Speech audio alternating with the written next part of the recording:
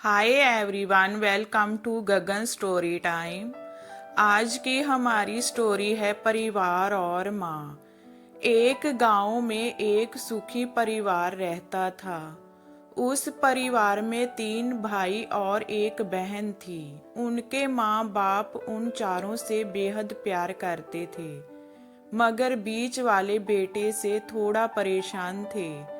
बड़ा बेटा पढ़ लिख कर डॉक्टर बन गया था और छोटा बेटा भी पढ़ लिख कर इंजीनियर बन गया था, मगर बीच वाला बेटा बिल्कुल गंवार और आवारा किस्म का था। कुछ समय बाद उनके दोनों बेटे डॉक्टर और इंजीनियर ने शादी कर ली और महीनों के बाद ही इनकी बेटी का भी एक अच्छे घराने में विवाह हो गया, मगर बीच वाला बेटा अभी भी कुंवारा ही था।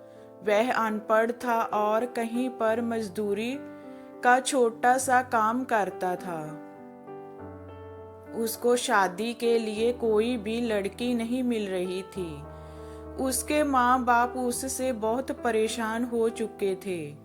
अब जब भी उसकी बहन अपने मायके आती तो वह अपनी डॉक्टर और इंजीनियर दोनों भाइयों से मिलती थी, मगर बीच वाले भाई से बहुत कम मिलती थी, क्योंकि वह उसे ज़्यादा पैसे नहीं दे पाता था। लेकिन फिर भी वह अपनी बहन से बहुत अधिक प्यार करता था। कुछ समय बाद उनके पिताजी की बीच वाले बेटे की बिना शादी किए बिना ही मृत्यु हो गई। उनकी माँ ने सोचा कहीं अब किसी के मुंह से बंटवारे की बात निकले, इसीलिए अपने ही गांव में एक सीधी सादी लड़की से मंझले बेटे की शादी करवा दी। शादी होते ही ना जाने क्या हुआ, अनपढ़ बेटा मन लगाकर काम करने लगा और पहले से कहीं ज्यादा मेहनत भी करने लगा। अब कोई भी पुराना दोस्त उसको मटर गश्ती के लिए बुलाने आता तो वह मना कर देता। एक दिन उसके डॉक्टर और इंजीनियर भाई ने सोचा कि जय तो गंवार है, अनपढ़ है, हम इससे कहीं ज्यादा पैसे कमा लेते हैं, इसीलिए अब हमें बंटवारा कर लेना चाहिए।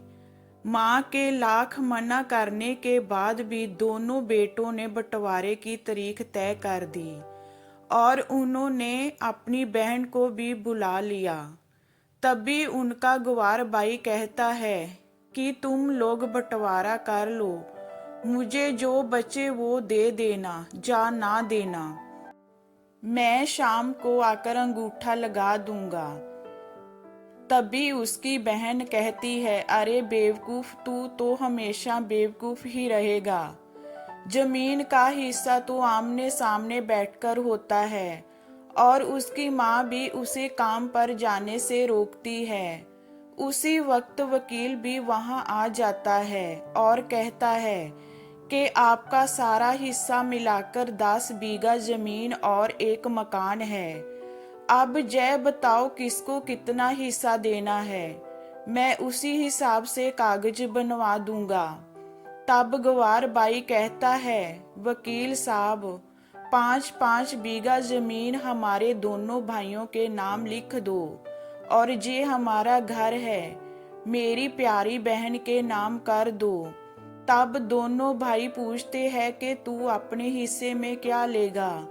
गंवार भाई कहता है कि मेरे हिस्से में मेरी प्यारी माँ है। वह अपनी पत्नी की तरफ मुस्कुराते हुए कहता है, क्यों, क्या मैंने गलत कहा?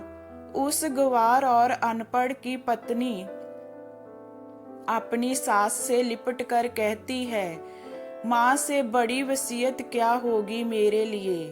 उसी वक्त उसका गंवार पति भी अपनी माँ से लिपट जाता है। गंवार बेटे और बहू के प्यार ने जमीन जायदाद के बंटवारे को एक सन्नाटे में बदल दिया। तभी बहन अपने गंवार भाई के गले लगकर लिपट कर रोते हुए कहती है कि माफ कर दो भैया, मैं आपको सम्मान नहीं दे सकी।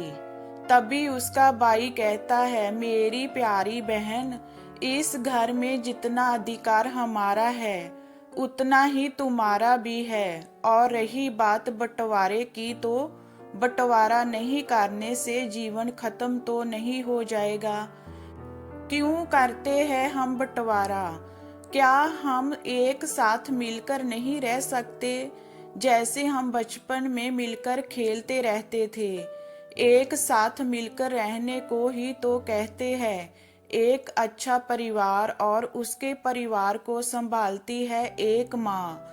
तब भी उसके दोनों भाई भी बहुत शर्मिंदा होते हैं और वह बंटवारे के सभी कागज फाड़ कर फेंक देते हैं। और उस दिन के बाद से उनका पूरा परिवार खुशी खुशी एक साथ रहने लगा। ये हमारी स्टोरी आपको कैसी लगी हमें कमेंट में बताइए। लाइक कीजिए, शेयर कीजिए एंड वॉचिंग के लिए थैंक यू।